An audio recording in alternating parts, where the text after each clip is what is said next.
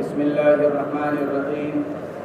قال لهم موسى وهم 72,000 مع كل واحد حبل وعصا ويلكم أي ألزمكم الله تعالى الويل لا تفتروا على الله كذبا بإشراك أحد معه فيسحتكم بضم الياء وكسر الحاء وبفتحهما أي يهلككم بعذاب من عنده وقد خاب خسر من افترى كذب على الله تعالى. جب حضرت موسیٰ علیہ نبینا علیہ الصلاۃ والسلام نے فرعون کے ساتھ ایک وقت مقرر کر لیا اور دن متعین کر دیا گیا تو فرعون نے جا کر اپنے پورے ملک سے دور دور کے شہروں سے جادوگروں کو بلایا اور جادوگروں کو بلا کر اس مقررہ وقت پر مقابلے کے لیے کہا. جب مقابلے کا دن آیا اور مقابلے کے لیے جادوگر اور حضرت موسیٰ علیہ السلام اس جگہ پر پہنچ گئے جو جگہ متعین کی گئی تھی، اور ایک طرف جادوگر کھڑے ہو گئے اور ایک طرف حضرت موسیٰ علیہ السلام، اور میدان کے چاروں طرف رؤسائے شہر اور ان کے بعد عوام کھڑی ہوئی اس مقابلے کو دیکھنے کے لیے. تو اس وقت حضرت موسیٰ علیہ السلام نے سب سے پہلے جادوگروں کو دعوت دی کہ دیکھو میں اللہ کا رسول ہوں، میں کوئی جادوگر نہیں ہوں، لہذا تم اللہ کے ساتھ شرک نہ کرو فرعون کی تصدیق کر کر، اور جو میں معجزات لے کر آیا ہوں اس کو جادو قرار دے کر. حضرت موسیٰ علیہ السلام نے جادوگروں کو سمجھایا. قال لهم موسیٰ، ان جادوگروں کی تعداد کتنی تھی؟ حضرت عبداللہ ابن عباس رضی اللہ تعالی عنہما کی تو روایت ہے کہ جادوگروں کی تعداد 72 تھی. 70 اور 2 72. ان میں سے 2 قبطی یعنی فرعون کی قوم میں سے تھے اور 70 بنی اسرائیل کے تھے.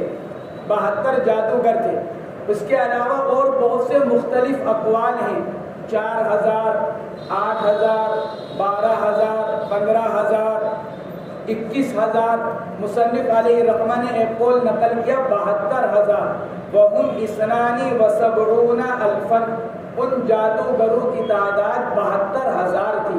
اس کے علاوہ اور بھی اقوال ہیں، 9 لاکھ تک کے اقوال ہیں. اگرچہ مفسرین نے یہ لکھا ہے کہ یہ اقوال جو ہیں یہ دل کو زیادہ نہیں لگتے، اس لیے کہ 9 لاکھ کی تعداد تو بہت ہو جاتی ہے. مصنف نے 72,000 کے قول کو اختیار کیا، لیکن عبداللہ ابن عباس رضی اللہ تعالی عنہما کا قول صرف 72 کا ہے.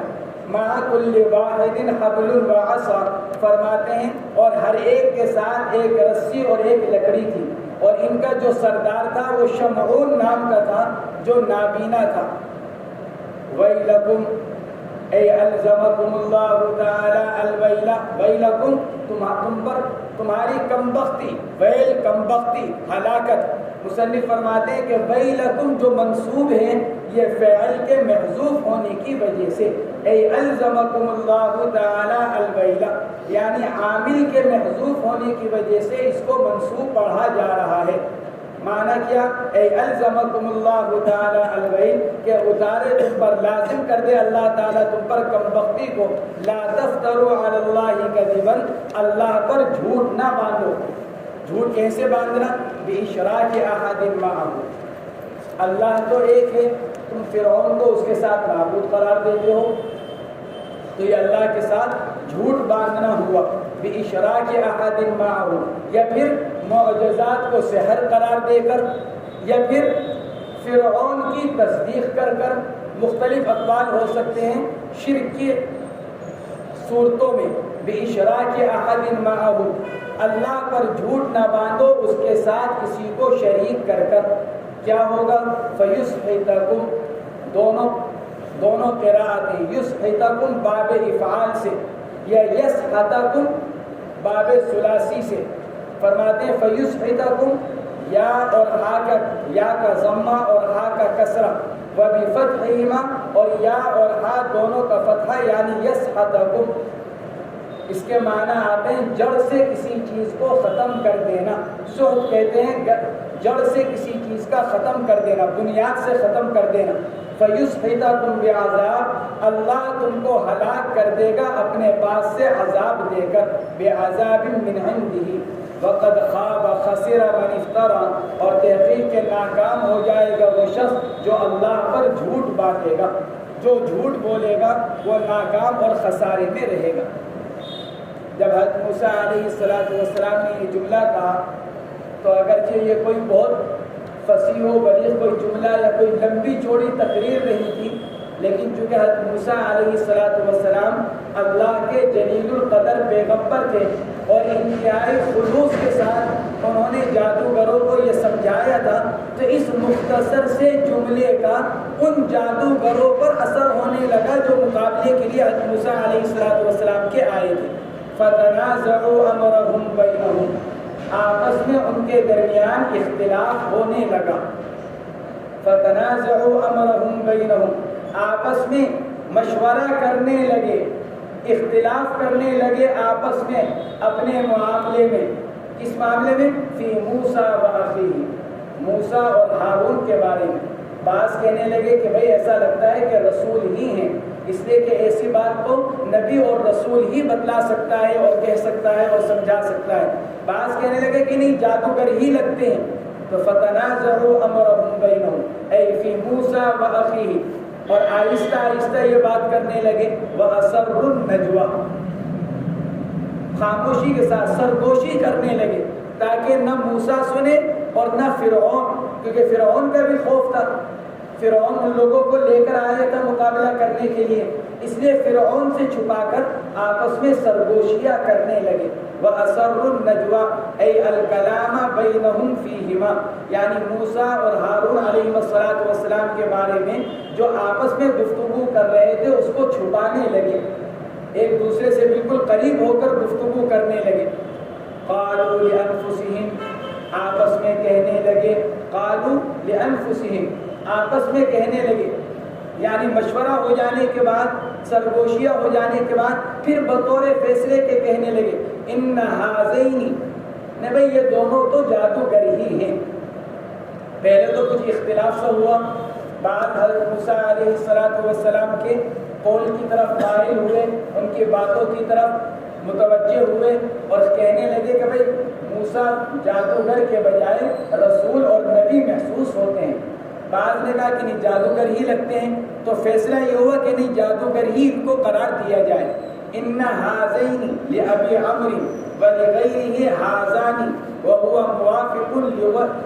موافق للغت من یاتی فی المثنى بالالف فی احواله الثلاث.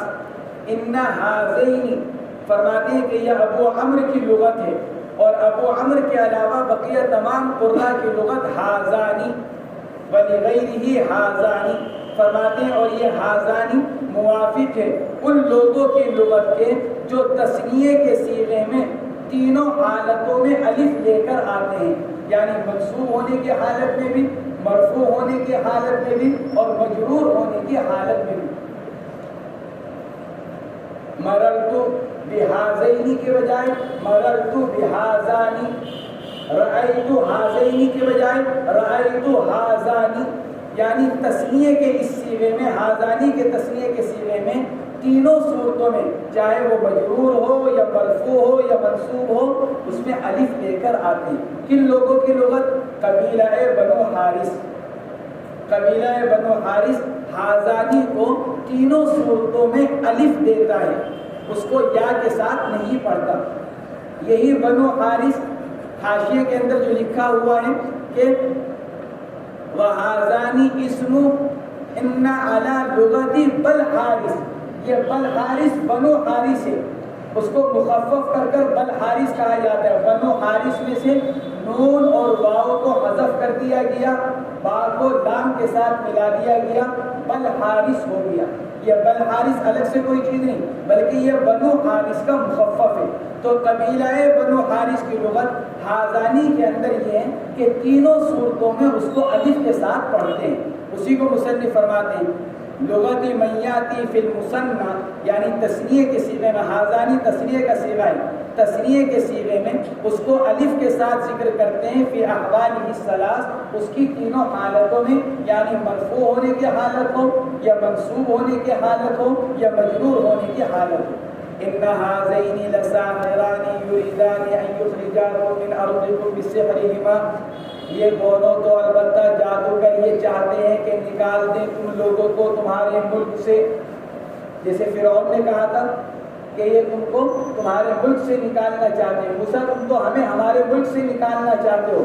تو جادوگر آپس میں کہنے لگے کہ یہ دونوں تو جادوگر ہیں جو تم کو تمہارے ملک سے نکالنا چاہتے ہیں اپنے جادو کے زور سے۔ وَيَذْهَبَا بِطَرِيقَتِكُمُ الْمُثْلَىٰ، اور چاہتے ہیں کہ ختم کر دیں تمہارے بہترین مذہب کو۔ طریقہ بمانا مذہب۔ وَيَذْهَبَا بِطَرِيقَتِكُمُ الْمُثْلَىٰ، جو تمہاری عبادت کا طریقہ، جو تمہارا مذہب ہے، یعنی فرعون کو رب مان کر جو تم اس کی عبادت کرتے ہو، وَيَذْهَبَا بِطَرِيقَتِكُمُ الْمُثْلَىٰ، یہ دونوں یہ چاہتے ہیں کہ تمہارے اس بہترین مذہب کو اور اس بہترین عبادت کے طریقے کو ختم کر دیں۔ ایک ترجمہ تو اس کا یہ ہے وَيَذْهَبَا بِطَرِيقَتِكُمُ الْمُثْلَىٰ، فرماتے ہیں المثلیٰ مؤنث امثل، یہ امثل کا مؤنث ہے جس کے ایک معنی اشرف کے ہیں، بہترین، تو اس کا ایک معنی تو یہ کہ تمہارے بہترین مذہب کو ختم کر دیں۔ صاحب جلالین فرماتے ہیں بمعنی اشرف ای باشرافکم بمیلہم الیہما لغلبتہما، ایک اس کے دوسرے معنی یہ بھی ہو سکتے ہیں کہ وَيَذْهَبَا بِطَرِيقَتِكُمُ الْمُثْلَىٰ، مثلا سے معنی اچھے لوگ، سردار، معزز لوگ، یہ چاہتے ہیں دونوں کہ یہ تمہارے معزز لوگوں کو اپنا جادو دکھلا کر اپنی طرف مائل کر لیں، اور جس علاقے کے یا جس برادری کے معزز اور بڑے سمجھے جانے والے لوگ کسی چیز کی طرف مائل ہو جائیں تو عوام خود بخود ان کے پیچھے چلنے لگتی ہے۔ اگر کسی علاقے کے یا کسی برادری کے خاندان کے اگر بڑے لوگ کسی کی طرف مائل ہو جائیں کہ بھئی یہ آدمی صحیح ہے، ان کا ساتھ دینا ہے، تو برادری اور علاقے کے نیچے کے عوام جو ہوتی ہے وہ اپنے بڑوں کو دیکھ کر خود بخود ان کے پیچھے ہو جاتی ہے۔ تو وَيَذْهَبَا بِطَرِيقَتِكُمُ الْمُثْلَىٰ، یہ دونوں یہ چاہتے ہیں کہ تمہارے بڑے لوگوں کو، شریف لوگوں کو اپنی طرف مائل کر لیں جادو دکھلا کر، اور جب وہ مائل ہو جائیں گے تو عوام بھی ان کی طرف مائل ہو جائے گی، جس کا نتیجہ کیا نکلے گا؟ گویا کہ وہ فرعون کے مقابلے میں اپنے آپ کو بڑا بنانا چاہتے ہیں۔ اے بِأَشْرَافِكُمْ بِمَيْلِهِمْ إِلَيْهِمَا لِغَلَبَتِهِمَا فَأَجْمِعُوا كَيْدَكُمْ من السحر، فَأَجْمِعُوا، جمع کرو تم اپنی ساری جادو کی تدبیر کو، فَأَجْمِعُوا كَيْدَكُمْ، جمع کرو اپنی تدبیر کو، کون سی تدبیر؟ من السحر، جادو کی جو تدبیر اور جادو کا جو حربہ تم لے کر آئے ہو اس کو اکٹھا ایک ساتھ عمل کرو۔ کہ کیوں؟ اس لیے کہ جب بڑا مجمع ایک ساتھ کوئی عمل کرتا ہے تو دیکھنے والوں کے اوپر ہیبت طاری ہوتی ہے، اس کا اثر پڑتا ہے۔ اس لیے شریعت نے جماعت کی نماز کو رکھا، فرائض کے اندر جماعت کی نماز اسی لیے رکھی گئی۔ جمعے کی نماز کے بارے میں شریعت اسی لیے یہ چاہتی ہے کہ جمعے کی نماز محلے کی ایک ہی مسجد میں ہو، بلکہ ہمارے بعض فقہا تو یہاں تک لکھتے ہیں کہ اگر کوئی بہت بڑا شہر ہے جیسے کلکتہ، بمبئی، دلی، اس جیسے شہر میں جمعے کی نماز صرف 2 جگہ جائز ہے، اور اگر اس جیسا بڑا شہر نہ ہو، سہارنپور جیسا چھوٹا شہر ہو، تو جمعے کی نماز ایک جگہ جائز ہے، دوسری جگہ جمعے کی نماز پڑھنا ہی جائز نہیں ہے۔ اگر کوئی آدمی دوسری جگہ جمعے کی نماز قائم کرے گا تو اس کی نماز ہی نہیں ہوگی۔ ہمارے بعض فقہا تو اس کے قائل ہیں، اور اس کی وجہ کیا؟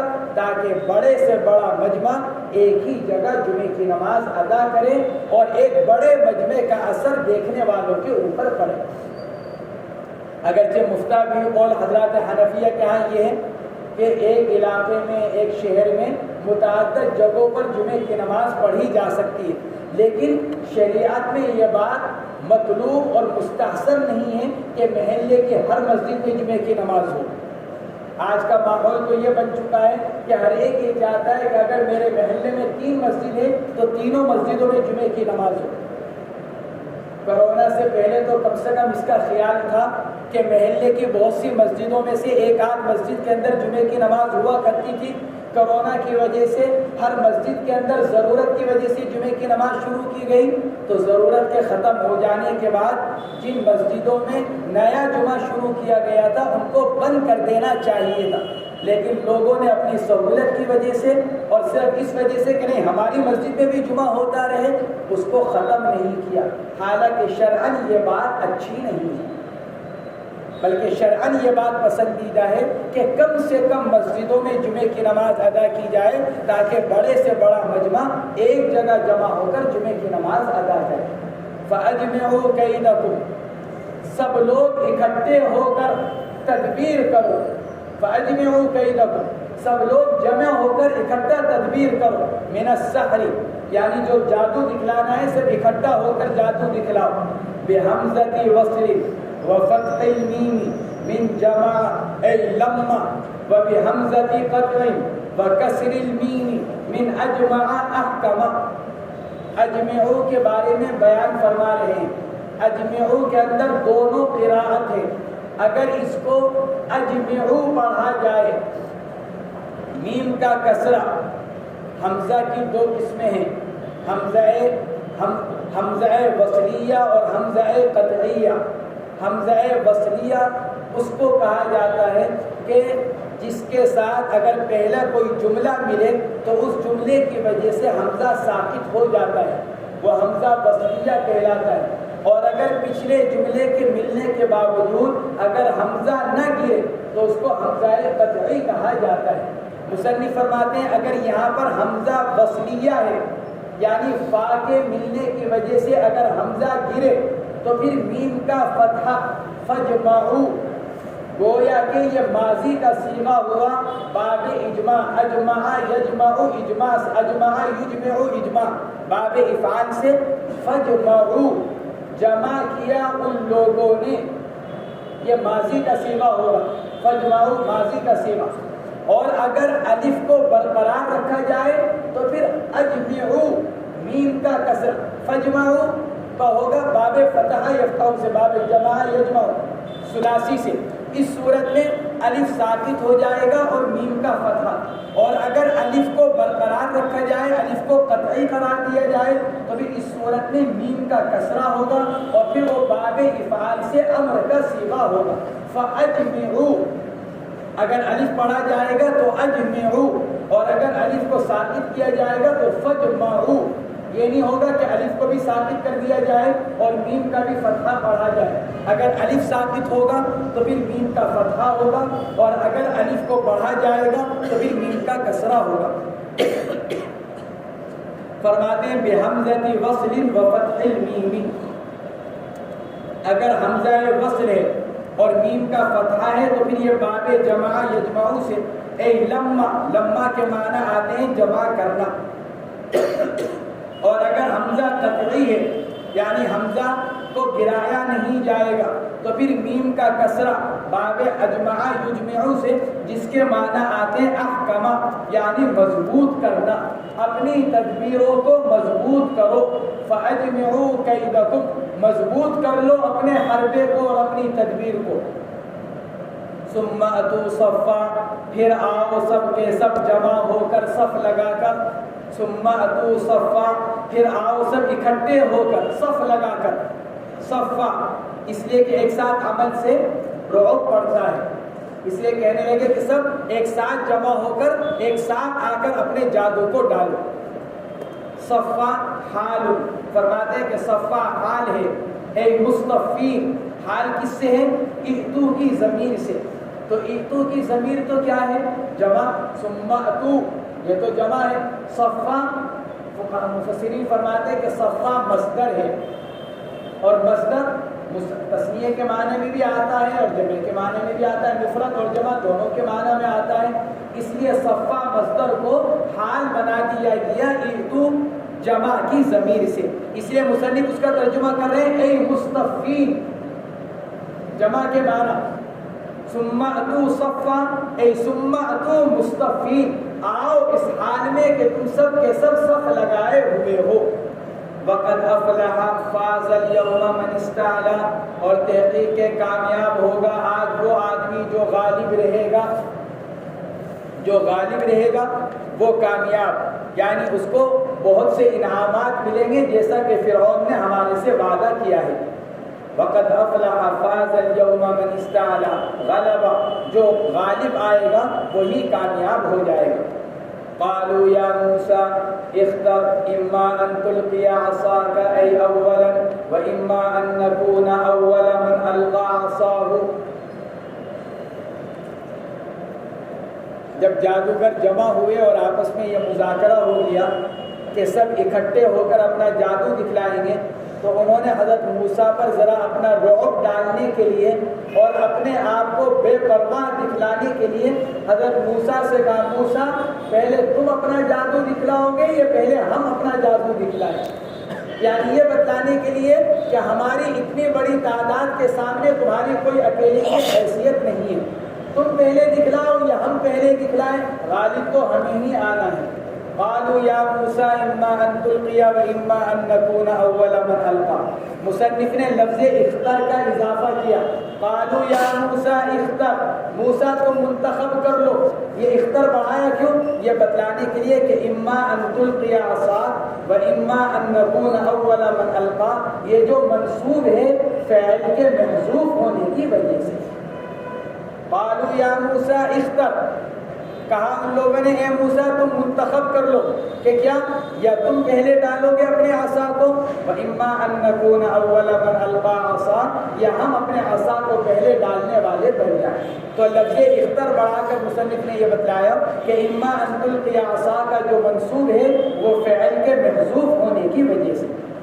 قال بل القوا، موسیٰ علیہ السلام تو ان سے زیادہ ہمت اور جگر والے تھے، اور اتنی بڑی تعداد کو دیکھ کر کسی طرح کے کوئی وہ متاثر نہیں تھے۔ فرمایا بل القوا، جب انہوں نے جرأت کا مظاہرہ کیا تو موسیٰ علیہ السلام کے ساتھ تو اللہ کی مدد تھی، فرمایا بل القوا، بلکہ تم لوگ پہلے ڈالو۔ جب انہوں نے یہ جرأت کی اور انہوں نے موسیٰ علیہ السلام کو اختیار دیا تو موسیٰ علیہ السلام کو بھی خود ڈالنے کے بجائے انہی سے کہنا چاہیے تھا، اس لیے حضرت موسیٰ نے کہا بل القوا، بلکہ تم لوگ پہلے اپنا جادو دکھلاؤ، تم اپنے عصا پہلے زمین پر ڈالو۔ بل القوا فالقوا، حضرت موسیٰ علیہ السلام کی بات سن کر انہوں نے اپنی رسیاں اور اپنی لاٹھیاں زمین پر ڈالی۔ فاجائیہ، فوراً موسیٰ علیہ السلام کی بات سنتے ہی فصیحہ، فوراً انہوں نے ڈالی۔ جب انہوں نے ڈالی فَإِذَا حِبَالُهُمْ وَعِصِيُّهُمْ يُخَيَّلُ إِلَيْهِ مِنْ سِحْرِهِمْ أَنَّهَا تَسْعَىٰ، جیسے ہی جادوگروں نے اپنی لاٹھیاں اور رسیاں زمین پر ڈالی تو اچانک فاجائیہ، مفاجاتیہ، فوراً ان کی رسیاں اور ان کی لکڑیاں یخیل الیہ من سحرہم، یہ خیال کرنے لگی حضرت موسیٰ کی طرف ان کے جادو کے زور سے، انہا حیات تسعیٰ، کہ وہ سانپ ہیں جو دوڑ رہے ہیں۔ قرآن کے الفاظ سے یہ اشارہ نکل رہا ہے، قرآن کہہ رہا ہے یخیل الیہ من سحرہم انہا تسعیٰ، یہ خیال بنا حضرت موسیٰ کا کہ یہ سانپ ہیں جو دوڑ رہے ہیں۔ اور وہ سانپ اور رسیاں اور لاٹھیاں جو جادوگروں نے ڈالی تھی وہ حقیقت میں سانپ بنی تھی یا حقیقت میں سانپ نہیں تھی، صرف آنکھوں سے سانپ نظر آ رہے تھے؟ بعض حضرات مفسرین کا رجحان تو یہی ہے، ان آیات شریفہ کی بنا پر سحروا، دوسری جگہ قرآن نے کہا فسحروا اعین الناس، انہوں نے کیا کر دیا؟ لوگوں کی آنکھوں پر جادو کر دیا۔ ان آیات سے معلوم ہوتا ہے کہ حقیقت میں سانپ نہیں بنے، بلکہ انہوں نے ایسا طریقہ اختیار کیا کہ جس سے دیکھنے والے یہ سمجھے کہ یہ حرکت کر رہے ہیں۔ اس لیے بعض مفسرین نے لکھا ہے کہ وہ لوگ اپنی رسیوں پر اور اپنی لاٹھیوں پر پارا جو آتا ہے، جیسے اس کے اندر بھی ہوتا ہے یہ پارا، کس میں؟ جو ڈاکٹروں کے بلڈ پریشر چیک کرنے کی مشین ہوتی ہے، اس میں پارا ڈلا ہوا ہوتا ہے جو اوپر نیچے ہوتا ہے، وہ پارا وہ گرمی سے اوپر نیچے ہوتا ہے۔ گرمی کس کی ہوتی ہے؟ بازو کی۔ وہ مشین رکھی ہوئی ہو تو حرکت نہیں کرے گا وہ، لیکن اس کو اگر ہاتھ پر باندھو اور ذرا سا اس کو وہ کرو تو حرکت کرنے لگے گا گرمی سے۔ تو ان لوگوں نے اس کے اوپر پارا مل رکھا تھا، اور پارا کا طریقہ یہ کہ اگر وہ کسی چیز پر ملا ہوا ہو اور اس پر گرمی پڑے تو گرمی پڑنے سے جب وہ گرم ہوتا ہے تو ایسا محسوس ہوتا ہے جیسے وہ چیز حرکت کر رہی ہے۔ تو وہ لوگ اپنی لاٹھیوں پر رسیوں پر پارا لگا کر لائے تھے۔ جب انہوں نے اس کو میدان پر ڈالا، سورج کی گرمی پڑی تو سورج کی گرمی سے دیکھنے والوں کو ایسا محسوس ہونے لگا جیسے لاٹھیاں حرکت کر رہی ہیں۔ بعض مفسرین کا رجحان یہ ہے، قرآن سے بھی کچھ ایسا ہی اشارہ نکل رہا ہے، یخیل الیہ من سحرہم انہا حیات تسعی، یہ خیال ہونے لگا موسیٰ علیہ السلام کو ان کے جادو کی وجہ سے کہ وہ سانپ ہیں جو دوڑ رہے ہیں۔ تو بعض مفسرین تو یہ کہتے ہیں، لیکن دیگر مفسرین کا رجحان یہ ہے کہ نہیں، وہ حقیقت میں ہی سانپ بنے تھے، حقیقت میں ہی سانپ بنے تھے۔ اکثر مفسرین کا رجحان یہی ہے کہ ان کی لاٹھیاں اور رسیاں وہ حقیقت میں ہی سانپ بنی تھی۔ فَإِذَا حِبَالُهُمْ وَعِصِيُّهُمْ، تو ان کی لاٹھیاں اور ان کی رسیاں اور ان کی لاٹھیاں، فرماتے ہیں عصیٌ کہ اصل عصوب فلوسن کے وزن پر، فلوس کے وزن پر عصوب، فرماتے ہیں عصیٌ کے اصل عصوب، دو واو عصوب، دونوں واو کو دونوں یا سے بدل دیا گیا، قلبت الواوان یائین، دونوں واو کو دو یاؤ سے بدل دیا گیا، وکسرت العین والصاد، اور جب بدلا گیا تو پھر عین کو اور صاد کو کسرہ دے دیا گیا، ضمہ تھا واو کی مناسبت سے، جب یا آئی تو یا کی مناسبت سے ضمے کو کسرے سے بدل دیا گیا اور ایک یا کو دوسری یا کے اندر ادغام کر دیا گیا، تو عصوبن سے عصیٌ ہو گیا۔ یہ عصیٌ جمع ہے عصا کی۔ یخیل الیہ من سحرہم، خیال ہونے لگا موسیٰ علیہ السلام کی طرف، خیال باندھ دیا گیا موسیٰ کی طرف ان کے جادو کے زور سے، انہا حیات تسعی علی بطونہا، کہ وہ سانپ ہیں جو چل رہے ہیں اپنے پیٹوں کے بل، علی بطونہا، کیونکہ سانپ پیٹ کے بل چلتا ہے اپنے پیٹ پر، تو علی بطونہا، یہ حضرت موسیٰ علیہ السلام کو یہ خیال ہونے لگا۔ فأوجس أحس في نفسه خیفة موسیٰ، جب موسیٰ علیہ السلام نے یہ دیکھا کہ سانپ بن کر دوڑ رہے ہیں تو موسیٰ علیہ السلام کو اپنے دل میں خوف محسوس ہونے لگا۔ اوجسا کے ایک معنی مصنف نے کیا احس، محسوس ہونے لگا، اور اوجسا کے دوسرے معنی کیے گئے ہیں ازمرا۔ موسیٰ علیہ السلام کو خوف ہوا، لیکن اس خوف کو موسیٰ نے دل میں چھپایا۔ فأوجس أي أضمر في نفسه خیفة موسیٰ، موسیٰ دل میں خوف کو چھپانے لگے، یعنی موسیٰ کو خوف محسوس ہوا۔ بعض اوقات آدمی کو کسی چیز کا خوف ہوتا ہے تو بعض اوقات خوف کو ظاہر کر دیتا ہے اور بعض اوقات خوف کو چھپا کر رکھتا ہے۔ لوگ کیا سمجھیں گے میرے ڈرنے کو، لوگ مذاق اڑائیں گے، لوگ مجھے بزدل اور کمزور سمجھیں گے، اس لیے باوجود ڈر کے آدمی دل میں چھپا کر رکھتا ہے، اور بعض اوقات آدمی ظاہر کر دیتا ہے اپنے خوف کو۔ تو حضرت موسیٰ علیہ السلام کو بھی خوف ہوا، لیکن اس خوف کو انہوں نے اپنے دل میں چھپایا۔ اے خاف من جہت ان سحرہ من جنس معجزتہ ان یلتبس امرہ علی الناس فلا یؤمنوا بہ۔ قرآن کہتا ہے کہ حضرت موسیٰ علیہ السلام کو خوف محسوس ہونے لگا۔ یہاں ایک اعتراض پیدا ہوا۔ اعتراض کیا پیدا ہوا حضرت موسیٰ علیہ السلام ایک جلیل القدر پیغمبر ہیں، اللہ تبارک و تعالیٰ نے ان کو معجزات لے کر بھیجا، خود ان کے عصا کو ایک مرتبہ اژدہا بنا کر ان کو دکھلا دیا، اور اللہ نے یہ فرمایا تھا کہ موسیٰ تم غالب رہو گے ان کے مقابلے پر۔ موسیٰ اپنی لاٹھی کو ایک مرتبہ عصا کو اژدہا بنتے ہوئے دیکھ چکے تھے، پھر موسیٰ ان معمولی سانپوں سے کیوں ڈرے؟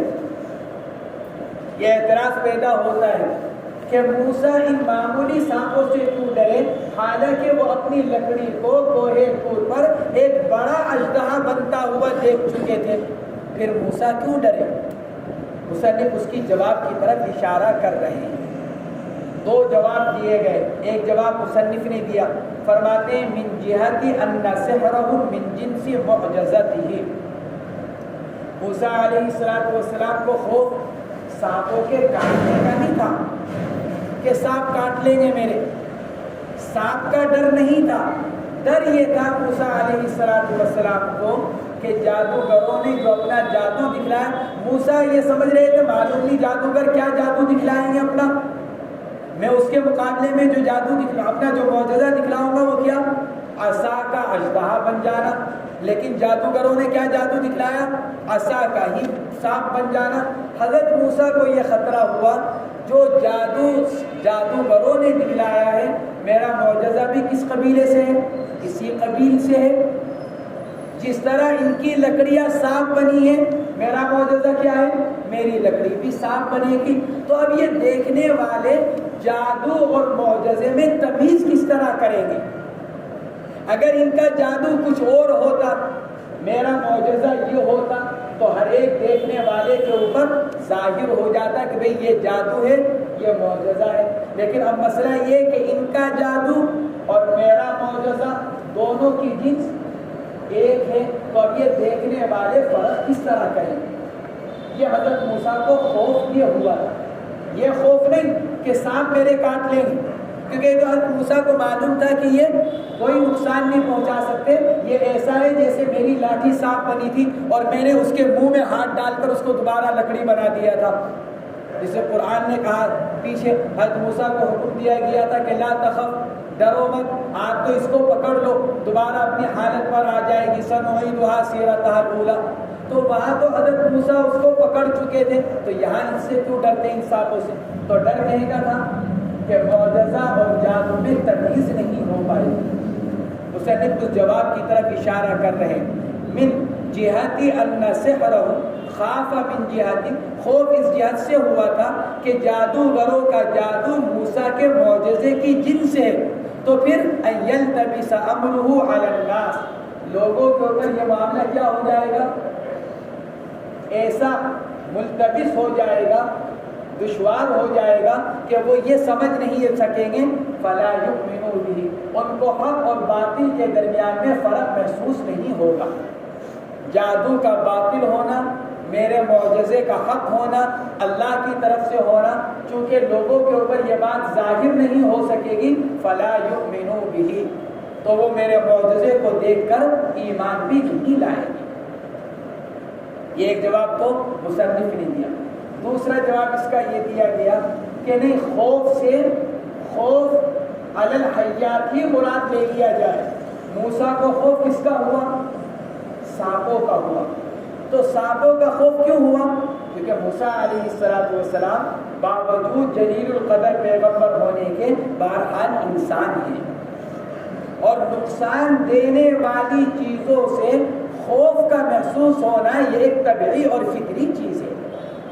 جیسے حضور پاک علیہ السلام اللہ کے آخری نبی ہیں، اللہ کی طرف سے وعدہ فرمایا گیا کہ آپ کا دین قیامت تک رہے گا، آپ ہر جگہ کامیاب رہیں گے، لیکن اس کے باوجود غزوات کے موقع پر کہیں پر خندق کھود رہے ہیں، کس ڈر سے کہ کہیں دشمن مدینہ منورہ میں نہ آ جائے، یہی تو خوف ہے۔ غزوہ خندق کے موقع پر کیا کیا گیا؟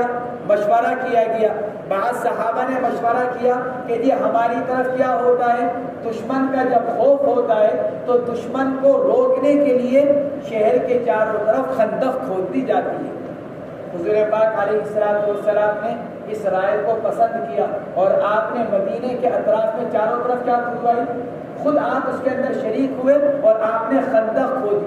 کس لیے کھودی؟ اس خوف سے کہ کہیں دشمن مدینہ منورہ پر چڑھائی نہ کرے۔ تو یہ خوف، نقصان دینے والی چیزوں سے خوف، یہ ایک فطری اور طبعی چیز ہے۔ تو موسیٰ علیہ السلام کو اگر خوف ہوا تو یہ ایک فطری طور پر ان کو خوف محسوس ہوا، یہ نبوت کے خلاف نہیں۔ تو فأوجس فی نفسہ خیفۃ موسیٰ، ہمارے بعض اکابر کی تقریروں میں ہے کہ وہ یہ فرماتے ہیں کہ فأوجس فی نفسہ خیفۃ موسیٰ، موسیٰ علیہ السلام کو خوف ہونے لگا۔ کس چیز کا خوف ہوا؟ وہ فرماتے ہیں حضرات کہ خوف اس کا ہوا کہ جب جادوگروں نے اپنا جادو ڈالا اور جادو کی وجہ سے ان کی لکڑیاں اور رسیاں صاف بنی، تو جو لوگ کھڑے ہوئے تھے وہ نعرہ لگانے لگے بے عزتی فرعون، فرعون زندہ باد، فرعون زندہ باد، ایک مجمع نعرے لگانے لگا۔ تو ان کے نعروں میں حضرت موسیٰ علیہ السلام کو یہ خوف ہوا، فأوجس فی نفسہ خیفۃ موسیٰ، جادوگروں نے جب اپنا جادو دکھلایا تو اس جادو کو دیکھ کر عوام نعرے لگانے لگی، جیسے نعرے لگنے لگتے ہیں ایک دم، تو وہ لوگ نعرے لگانے لگے فرعون زندہ باد کے۔ تو حضرت موسیٰ علیہ السلام کو یہ خوف ہوا کہ یہ لوگ نعرے لگانے میں لگ رہے ہیں، میری طرف اور میرے معجزے کی طرف متوجہ نہیں ہوں گے۔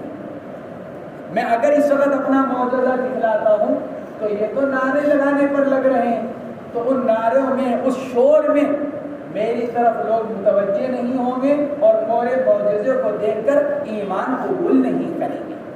یہ خطرہ، یہ خوف ہوا تھا حضرت موسیٰ علیہ السلام۔ قلنا له لا تخف انك انت الاعلى، ہم نے موسیٰ علیہ السلام سے کہا موسیٰ ڈرو مت، دونوں کے درمیان میں فرق ہم ظاہر کر دیں گے۔ اگر تمہیں یہ خوف ہو رہا ہے کہ لوگ معجزہ اور جادو کے درمیان میں کیسے فرق کریں گے، ہم فرق کر دیں گے۔ لا تخف، تم اس کا ڈر نہ رکھو، انک انت الاعلی، تم ہی غالب رہو گے، تم ہی بلند رہو گے ان پر غالب آ کر، انک انت الاعلی علیہم بالغلبۃ، تم ہی ان پر اونچے رہو گے اپنے غلبے سے۔ وَأَلْقِ مَا فِي يَمِينِكَ، موسیٰ ڈالو جو کچھ تمہارے ہاتھ میں ہے، القِ مَا فِي يَمِينِكَ اے عصا، موسیٰ اپنے ہاتھ کی لکڑی ڈالو۔ چنانچہ حضرت موسیٰ علیہ السلام نے لاٹھی ڈال دی۔ سوال یہ پیدا ہوتا ہے کہ جب جادوگروں نے اپنا جادو دکھلایا اور موسیٰ علیہ السلام کو معلوم تھا کہ اللہ تبارک و تعالیٰ کی طرف سے مجھ کو معجزہ دیا گیا ہے لاٹھی کا اژدہا بن جانے کا، تو موسیٰ علیہ السلام نے ڈر کے بجائے اس لاٹھی کو کیوں نہیں ڈال دیا؟ جب وہ دیکھ رہے تھے کہ جادوگروں نے لکڑیاں ڈالی اور وہ جادو کے زور سے سانپ بن گیا، اور موسیٰ علیہ السلام کو معجزہ دیا گیا تھا لاٹھی کا اژدہا بن جانا، تو موسیٰ علیہ السلام نے جادوگروں کے جادو کے فوراً بعد اپنی لاٹھی کیوں نہیں ڈال دی؟ تو بعض مفسرین نے اس اعتراض کا جواب یہ دیا کہ موسیٰ علیہ السلام سے یہ فرمایا گیا تھا اللہ تبارک و تعالیٰ کی طرف سے کہ موسیٰ جب ہم تمہاری طرف وحی کریں جب عمل کرنا، جب تک تمہیں ہماری طرف سے کچھ نہ کہا جائے تم اپنی طرف سے کوئی حرکت مت کرنا۔ چنانچہ حضرت موسیٰ علیہ السلام وحی کا انتظار کرتے رہے۔ جب جادوگروں کے جادو سامنے آ جانے کے بعد جب اللہ کی طرف سے حکم آیا وَأَلْقِ مَا فِي يَمِينِكَ، موسیٰ اب تم ڈالو جو تمہارے ہاتھ میں لکڑی ہے، اس پر حضرت موسیٰ علیہ السلام نے لکڑی ڈالی۔ چنانچہ موسیٰ نے فَأَلْقَى مُوسَىٰ عَصَاهُ، دوسری جگہ قرآن کہتا ہے کہ موسیٰ نے اپنے ہاتھ کی لکڑی کو ڈالا۔ تلقف تبتلع ما صنعوا، فرماتے ہیں کہ کیا القِ ما فی یمینک تلقف ما صنعوا، تلقف مجزوم ہے القی امر کا جواب ہونے کی وجہ سے موسیٰ اپنے ہاتھ کی لکڑی کو ڈالو نگل لے گا، تلقف اے تبطلع ما صنعوا، نگل لے گا اس جادو کو جو ان لوگوں نے بنایا ہے. تمہاری لکڑی ان کے سارے جادو کو کھا لے گی. انما صنعوا کید ساحر، جو کچھ انہوں نے کیا ہے وہ تو جادو کا مکر ہے. انما صنعوا کید ساحر، جو کچھ انہوں نے کیا ہے یہ تو جادو کا مکر ہے. اے جنسہ ولا یفلح الساحر حیث اتی. ساحر مفرد کا صیغہ، کید ساحر. آگے اللہ فرماتا ہے ولا یفلح الساحر، حالانکہ تھے کتنے؟ ایک قول کے مطابق 9 لاکھ کی تعداد، ایک قول کے مطابق 4 لاکھ کی تعداد، صاحب جلالین کے قول کے مطابق 72,000 کی تعداد. اور صیغہ کس کا؟ مفرد کا. صیغہ مفرد کا، تو صیغہ کہے گا آنا چاہیے تھا، جمع کا صیغہ آنا چاہیے تھا. مصنف نے اس کو جواب دینے کے لیے فرمایا کید ساحر ای جنسہ. یہاں تعداد کو بیان کرنا مقصود نہیں بلکہ جنس سحر کو بیان کرنا مقصود ہے. ولا یفلح الساحر حیث اتی، جادوگر تو اپنا جادو کہیں بھی لائے کبھی کامیاب نہیں ہو سکتا.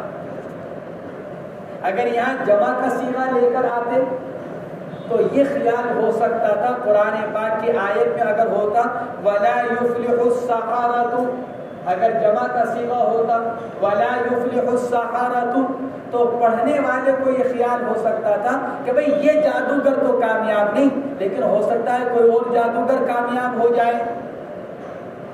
لیکن قرآن نے کیا کہا ولا یفلح الساحر حیث اتی. جن سے ساحر چاہے یہ ہو چاہے کوئی اور ہو وہ اپنے جادو میں کامیاب نہیں ہو سکتا. نبی کے مقابلے پر، معجزے کے مقابلے پر، اللہ کی قدرت کے مقابلے پر کوئی جادوگر کبھی بھی آئے، اب ہو یا آئندہ کبھی بھی آئے، اللہ کی طاقت کے مقابلے پر یا نبی کے لائے ہوئے معجزے کے مقابلے پر کوئی جادوگر کبھی کامیاب نہیں ہو سکتا. اس لیے مفرد کا صیغہ استعمال کیا. مصنف نے اسی اعتراض کا جواب دینے کے لیے فرمایا کید الساحر ای جنسہ، مراد یہاں ساحر کی جنس ہے. اس لیے قرآن آگے کہتا ہے ولا یفلح الساحر، مفرد کا صیغہ، جادوگر کبھی کامیاب نہیں ہو سکتا کبھی بھی اپنے جادو کو لے کر آئے. فالقى موسیٰ عصاہ، حضرت موسیٰ نے اپنی لاٹھی کو ڈال دیا. فتلقفت، اس نے سارا نگلنا شروع کیا جو کچھ انہوں نے بنایا تھا. فتلقفت کل ما صنعوه، نگلنے لگا وہ سب کچھ جو جادوگروں نے اپنا جادو بنایا تھا.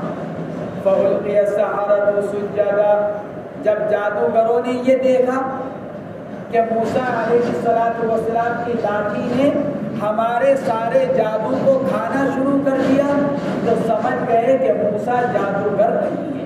کہ کیوں؟ اس لیے کہ ایک جادو دوسرے جادو پر غالب تو آ سکتا ہے لیکن اس کو کھا نہیں سکتا. اس کو مٹا تو سکتا ہے، یعنی اس کے اثر کو ختم کر سکتا ہے، لیکن اس کو نگل نہیں سکتا. جب موسیٰ علیہ السلام کی لاٹھی ان سب کو نگل رہی ہے اور وہ سب ان کے پیٹ میں جا رہا ہے اور اس کے پیٹ سے آواز نکل رہی ہے ایک ہولناک قسم کی، ہیبتناک قسم کی، اس کے سانس لینے کی، اس کے پیٹ میں اندر چیزوں کے پہنچنے کی، تو جادوگر سمجھ گئے کہ موسیٰ جادوگر نہیں ہے. فَأُلْقِيَ السَّحَرَةُ سُجَّدًا، لفظی ترجمہ تو کیا ہے؟ ڈال دیے گئے جادوگر سجدے میں. ڈال دیے گئے یعنی گر گئے جادوگر سجدے میں. تو پھر یہ ماضی مجہول کا صیغہ کیوں استعمال کیا گیا؟ یہ اشارہ ہے اس بات کی طرف کہ ان لوگوں پر اس معجزے کا ایسا اثر ہوا کہ بے اختیار سجدے میں گر گئے. جیسے آدمی کسی کے ڈالنے سے ڈلتا ہے، کوئی آدمی کسی کو اٹھا کر نہر میں پھینک دے تو جیسے وہ اپنے اختیار سے نہیں ہوا، کسی کے پھینکنے سے ہوا، ایسے ہی یہ لوگ حضرت موسیٰ علیہ السلام کے اس معجزے کو دیکھ کر بے اختیار سجدے میں چلے گئے. فَأُلْقِيَ السَّحَرَةُ سُجَّدًا، گر گئے یہ لوگ سجدے میں، اے خروا ساجدین للہ تعالی، گر گئے یہ لوگ اللہ کو سجدہ کرتے ہوئے، کہ کیوں؟ تاکہ ان کا یہ سجدہ ان کے اس عمل سے توبہ ہو جائے۔ قالوا آمنا برب ہارون و موسیٰ، کہنے لگے ہم تو ایمان لے آئے ہارون اور موسیٰ کے رب پر۔ قالوا آمنا برب ہارون و موسیٰ، برب موسیٰ کہہ دینا بھی کافی تھا، کہ کافی تو ہو جاتا، لیکن اس سے فرعون کو موقع مل جاتا کہ یہ مراد مجھ کو لے رہے ہیں، کیونکہ رب کے معنی پرورش کے بھی آتے ہیں، تو رب موسیٰ، موسیٰ کی پرورش کرنے والا، تو موسیٰ کی پرورش کرنے والا کون؟ فرعون، تو فرعون وہاں مغالطہ ڈال سکتا تھا، اس لیے ان لوگوں نے کیا کہا؟ آمنا برب ہارون و موسیٰ، تاکہ فرعون کو یہ کہنے کا موقع نہ ملے کہ میں رب موسیٰ ہوں۔ سوال یہ پیدا ہوتا ہے کہ ہر جگہ حضرت موسیٰ علیہ السلام کو مقدم کیا گیا ان کے اصل ہونے کی وجہ سے، یا حضرت ہارون کو مقدم کیوں کیا؟ برب ہارون و موسیٰ، برب موسیٰ و ہارون کہنا چاہیے تھا، کیونکہ موسیٰ اصل ہے۔ مفسرین نے اس کا جواب یہ دیا کہ اوپر کے الفاظ کی رعایت کی بنا پر، چنانچہ اوپر سے دیکھو فَيُسْحِتَكُمْ بِعَذَابٍ وَقَدْ خَابَ مَنِ افْتَرَى وَأَسَرُّ النَّجْوَى بِطَرِيقَتِكُمُ الْمُثْلَى أَوَّلَ مَنْ أَلْقَى أَنَّهَا تَسْعَى، تو اس کے مقابلے میں کیا ہے؟ ہارون و موسیٰ، تسعى موسیٰ، القا موسیٰ، ان الفاظ کی رعایت پر موسیٰ کے لفظ کو مؤخر کیا گیا اور ہارون کو مقدم کر دیا گیا۔ یہ بھی کہا جا سکتا ہے بہرحال حضرت ہارون علیٰ نبینا وعلیہ السلام عمر میں حضرت موسیٰ سے بڑے تھے، تو ان کے عمر کے بڑے ہونے کی وجہ سے یہاں پر ان کو مقدم کر دیا گیا۔